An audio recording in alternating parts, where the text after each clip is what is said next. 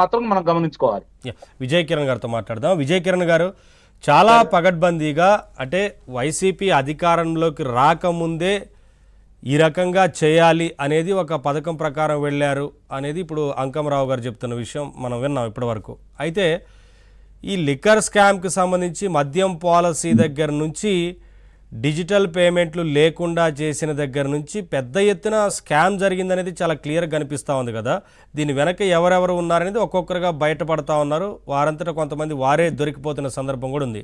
ఏమనిపిస్తోంది మీకు? ఇది వేల కోట్ల స్కామ్లా లేదు, ఇంకా పెద్ద మొత్తంలో జరిగినట్లు తెలుస్తూ ఉంది కదా. గుడ్ ఈవినింగ్ అండి, మీకు ప్యానల్ సభ్యులకు ప్రేక్షకులు అందరు కూడా గుడ్ ఈవినింగ్.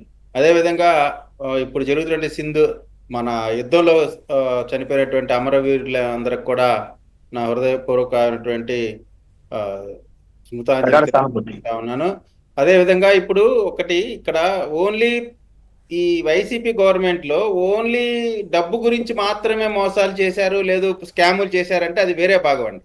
కానీ ఇక్కడ ప్రజల యొక్క ఆరోగ్యాల్ని పణంగా పెట్టి, వారి జీవితాలని పణంగా పెట్టి, వాళ్ళ రక్త మాంసాలతో సంపాదించినటువంటి డబ్బుని వాళ్ళ చేత విషం తాగిపించి, అంటే 100 రూపాయలు ఉండే మద్యాన్ని 1000 రూపాయలు పెట్టుకొనిచ్చి, అది ఆ మద్యం కూడా క్వాలిటీ లేకుండా పిచ్చి మందు ప్రజల ఆరోగ్యంతో ఇబ్బంది పడేటువంటి విధంగా ఈ రోజున ఎన్నడూ లేని విధంగా ఆంధ్రప్రదేశ్లో గత 5 ఏళ్ల పరిపాలనలో లివర్ వ్యాధితో చనిపోయిన వాళ్ళు వందల వేల మంది ఉన్నారు. బెడ్ రిడన్ అయిన వాళ్ళు లక్షల్లోకి చేరారు. అంటే ఇప్పుడు వాళ్ళకి డబ్బు కోసం మనుషుల ప్రాణాలు, అధికారం కోసం మనుషుల ప్రాణాలు, అంటే వీళ్ళకి మనుషుల ప్రాణాలు అనేటువంటిది చాలా చిన్న విషయం. వాళ్ళ రాజకీయ లబ్ధి కోసం, ఆర్థిక పరమైనటువంటి లావాదేవీల కోసం ఎంతటికైనా తెగిస్తారు అనేటువంటిది స్పష్టంగా కనపడతా ఉంది గత 5 ఏళ్ల పరిపాలనలో. గతంలో కొలంబియాలో ఓన్లీ ఒక్క పాబ్లో ఎస్కోబారే ఉన్నాడు. దురదృష్టవశాత్తు 19 నుంచి 24 వరకు ఆంధ్రప్రదేశ్లో అధికార పార్టీగా ఉన్నటువంటి వైఎస్ఆర్ కాంగ్రెస్ పార్టీలో పాబ్లో ఎస్కోబార్లు లెక్కకు మించున్నారు. ఆ ఎస్కోబార్లు ఒక్కొక్క ఆడు ఓన్లీ డ్రగ్స్ ఒక్కటే చేస్తే వీళ్ళు అన్ని రకాలైనటువంటి మద్యంలో కానీ, గంజాయిలో కానీ, ల్యాండ్లో కానీ, శాండ్లో కానీ అన్నిట్లో ఒక్కొక్క వింగ్కి ఒక్కొక్క ఎస్కోబార్ని పెట్టుకొని వీళ్ళు వేల కోట్ల రూపాయలు, లక్షల కోట్ల రూపాయలు దోపిడీ చేసుకున్నారు.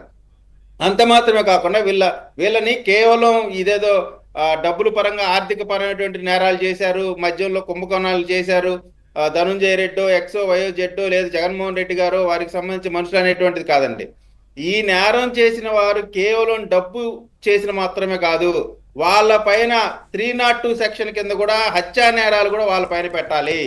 ఆ మద్యం వల్ల బాధింపబడ్డ ప్రతి కుటుంబంలోని సభ్యుడు పోలీస్ స్టేషన్కి వెళ్ళి కేవలం ప్రభుత్వం పంచినటువంటి అమ్మినటువంటి ఈ చీప్ లిక్కర్ వల్ల మా వాళ్ళ ప్రాణాలు పోయినాయి, లివర్ వ్యాధులు వచ్చి ఇబ్బంది పడ్డారని చెప్పి ఎక్కడికెక్కడ వీళ్ళపైన 302 సెక్షన్ కూడా కట్టాల్సినటువంటి అవసరం ఉంది. ఇది మానవత్వంతో ఆలోచించాల్సిన అవసరం ఉంది. అసలు సభ్య సమాజంలో ఇంత రాక్షసంగా కేవలం డబ్బు కోసం మనుషుల ప్రాణాలని పణంగా పెట్టి కాస్ట్లీ మద్యం డిస్టిలరీస్ మొత్తాన్ని కూడా మూసివేయించి వీళ్ళ బినామీ నాసిరకం మద్యం సరఫరా చేశారు, అందరూ ఆరోగ్యం ఖరాబ్ అయ్యేలా చేశారు. అది కనిపిస్తూ ఉంది. ఎందుకంటే ఎన్ని మరణాలు సంభవించాయనేది లెక్కలే చెప్తున్నాయి కదా సార్. అదే నేను అనేది ఏంటంటే ఇదేదో కేవలం ఆర్థిక పరమైన నేరంగా మాత్రమే పరిగణించకూడదు. దీన్ని క్రిమినల్ కేసుగా, ఏది మనుషులని ప్రాణాలతో చెలగాటమాడి చేసినటువంటి ఒక బ్లడ్ షేడెడ్ కేసు ఇది రక్తంతో తడిచినటువంటి డబ్బు సంపాదన ఇది. కాబట్టి వీళ్ళపైన హత్యాయత్నం లాంటి కేసు కూడా పెట్టాల్సినటువంటి అవసరం ఉంది. ఇక్కడ నాకు అర్థం కాదు ఏంటంటే, ఇప్పుడు ఈ కేసులో ఉన్నటువంటి అధికారులు కానీ లేదు రాజకీయ నాయకులకు కానీ ఎన్ని అవకాశాలు ఈ ఎన్డీఏ కూటమిలో ఉన్నటువంటి అధికారులు కానీ ఎన్ని అవకాశాలు ఇస్తారు. సుప్రీంకోర్టు, హైకోర్టు, జిల్లా కోర్టు ఎక్కడ దాకా వెళ్ళినా అప్పటి వరకు ఎవరికి అరెస్ట్ జరగట్లేదు. మరి ఏం జరుగుతుందో మాకు కూడా అర్థం కానిటువంటి పరిస్థితి. ఖచ్చితంగా మా పైన ఇప్పుడు ఎలక్షన్స్ టైంలో మా పైన ఒక కేసు కట్టారు, వెంటనే ఇళ్ళకి వచ్చేసారు పోలీసులు జీబులు వేసుకొని. ఇక్కడ ఎఫ్ఐఆర్లు కడుతున్నారు, కోర్టుకు వెళ్తున్నారు, కోర్టుకు వెళ్ళిన వాళ్ళకి బెయిల్ రావట్లేదు, అయినా కానీ అరెస్ట్ జరగట్లేదు. ప్రజల్లో అదేనండి కొన్ని ప్రదేశాలలో కొన్ని వింగ్స్ లో అధికారులు కొంత అలసత్వం వహిస్తున్నారేమో అటువంటి ప్రజల్లో ఉన్నటువంటి అపనమ్మకం. ఎందుకంటే ఇప్పుడు రోజు జగన్మోహన్ రెడ్డి గారు బెదిరిస్తా ఉన్నాడు, 2.0 అని. ఎందుకంటే 1.0 చూసాం, అధికారులు కానీ ప్రజలను కానీ ఏ విధంగా ఆ, ఏ విధంగా చంపారు ఏంటనేది, ఆ విధంగా ఏమైనా భయపడుతున్నారో మాకు అర్థం కావట్లేదు. కానీ ఖచ్చితంగా వీళ్ళకి అంత అవకాశం కూడా ఇవ్వటానికి అవకాశం లేనంత నేరాలు చేశారు. అసలు అత్యంత దారుణమైన అనేకమైన మాఫియాలు ఇవన్నీ చూసుంటామండి.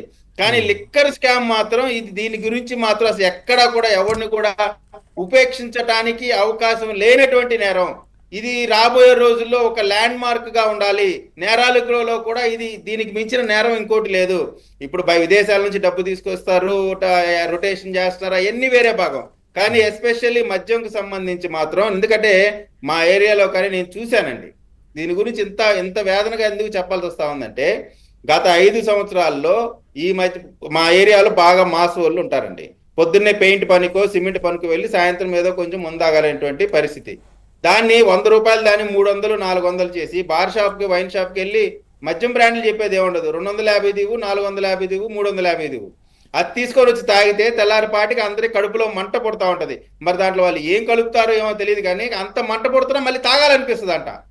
మేము అసలు దాన్ని మానాలన్నా మానలేకపోతున్నాం. అది ఆ కడుపు మంట పడుతుంది, బాధపడుతున్నాం, రక్తం కక్కుతున్నాం. అయినా సరే అంటే దాంట్లో ఏ విధమైనటువంటి కెమికల్స్, ఏ విధమైనటువంటి ప్రాణహాంతకమైనటువంటి కెమికల్స్ వాడారో మనకు అర్థమవుతా ఉంది. కాబట్టి ఈ కేసులో మాత్రం నిజంగా ఎన్డీఏ కూటమి ప్రభుత్వానికైతే ప్రతి ఒక్కరు కూడా అండగా నిలవాల్సినటువంటి అవసరం ఉంది. ఇది చాలా మంది, వేల మంది ప్రాణాలకు సంబంధించిన విషయము. దీన్ని ఖచ్చితంగా ఇంకా పారదర్శకంగా ముద్దాయిల్ని అరెస్ట్ చేసి జైల్లో పెట్టి విచారణ చేయాలి తప్ప వాళ్ళకి ఫ్రీ హ్యాండ్ ఇవ్వకూడదు అనేటువంటిది మా యొక్క అభిప్రాయం అండి. చూద్దాం మరి.